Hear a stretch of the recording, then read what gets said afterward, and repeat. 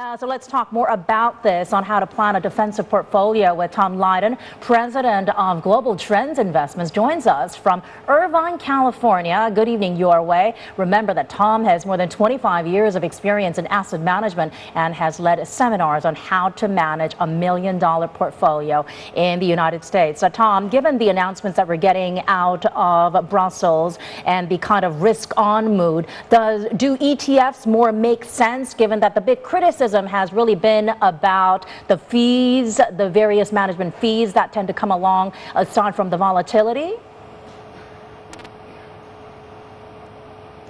Well, a couple things. First of all, it is great news, and the futures market here in the U.S. love hearing that news. However, as in the past, the devil's going to be in the details, Chloe. In the past, we've had meetings like this, and then a couple days later, we don't really see the details following through. It's nice that the European Union is going to open up the bank a little bit and to be able to shore up some of these banks in Spain. Great news for the markets, but when we see the details, we'll know better. Here in the U.S., we're a little bit shell-shocked.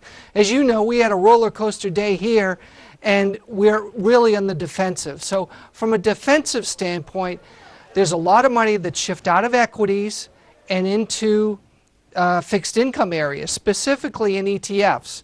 And ETFs, as you know, are index-based. Their expense ratios compared to managed mutual funds are actually that much lower. And investors understand what they're buying as opposed to having a manager kind of behind the scenes in a black box making the decisions. So most of the funds have been going into, as opposed to treasuries, which aren't paying that much, more into corporates. So we've had high quality corporates and high yield corporates that are paying a heck of a lot more for the average investor as they're waiting on the sidelines to get more confidence in the equities markets.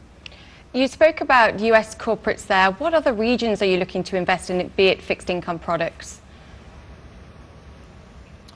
Well, it's not just high quality, but also high yield. The default rates here in the U.S. as far as corporations have gone down dramatically. And actually corporate balance sheets are looking the best they have in years.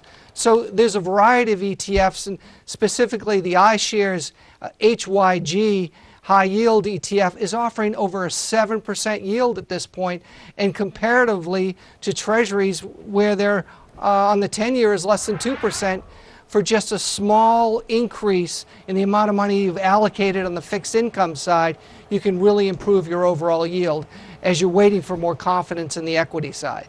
Yeah, I guess it really depends on how the situation fares over in Europe, also more data that could come our way. So how are you structuring your defensive portfolio?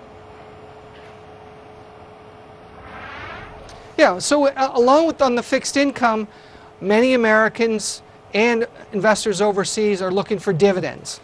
So areas like the Vanguard Dividend ETF, VIG, is offering not only high quality equities, but also almost 2.5% in dividends while you wait and get paid while you're in high quality equities. In addition, utilities and financials are paying nice dividends as well. So from a blue chip standpoint, that's really how we're positioned at this point, not necessarily going into technologies or risky equities, big blue chips, big names, as we really wait to see what pans out in Europe.